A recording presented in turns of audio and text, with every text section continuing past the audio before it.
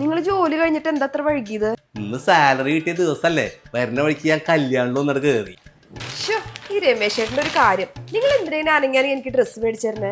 Salary കിട്ടുമ്പോഴത്തേക്ക് Ramesh ഈ കാശൊക്കെ അങ്ങനെ പൊടി പൊടിച്ച് കളയണോ? രമേശ് ചേട്ടൻ സാലറി കിട്ടിയപ്പോ എനിക്ക് സ്നേഹപൂർവ്വം മേടിച്ചു തന്നതല്ലേ. അമ്മയ്ക്ക് എന്തൊരു കുശുമ്പാ. കുശുമ്പോ ഞാൻ അവന്റെ അമ്മയാണ്. അവൻ അനാവശ്യമായിട്ട് പൈസ ചെലവാക്കുമ്പോൾ എനിക്ക് നല്ല വിഷമമുണ്ട്. അല്ലെങ്കിൽ രമേശ് ചേട്ടൻ എനിക്ക് എന്ത് മേടിച്ചെന്നാലും അമ്മയുടെ മുഖം ഇങ്ങനെയാണല്ലോ. കഴിഞ്ഞോ? സുമിത്ര ഇത് നിനക്ക് മേടിച്ചതല്ല. അയ്യോ രമേശ, അപ്പൊ അത് എനിക്കാണല്ലേ മേടിച്ചത്? അല്ലെങ്കിൽ നിങ്ങൾക്ക് സാലറി കിട്ടിക്കഴിഞ്ഞാൽ ഒരു കൺട്രോൾ ഇല്ല, വെറുതെ പൈസ ചെലവാക്കിക്കോളൂ. അവനെ പൈസ ചെലവാക്കണതേ എന്നോടുള്ള ഇഷ്ടം കൊണ്ടാ, അതിലൊരു തെറ്റുമില്ല. ഇപ്പൊ കുറച്ചു മുന്നേ ഇങ്ങനെയല്ലല്ലോ പറഞ്ഞത്. ശരിയാണ്, അവന്റെ സ്നേഹം കണ്ടപ്പോ ഞാൻ പറഞ്ഞത് തെറ്റാണെന്ന് എനിക്ക് ബോധ്യായി. ആ അത് കൊള്ളാം. ഇത് അമ്മയ്ക്കുള്ളതാന്ന് അമ്മേനോട് ആരാ പറഞ്ഞേ? ഞാൻ പറഞ്ഞ ചുരിദാറ് രമേശൻ മേടിച്ചൂലേ?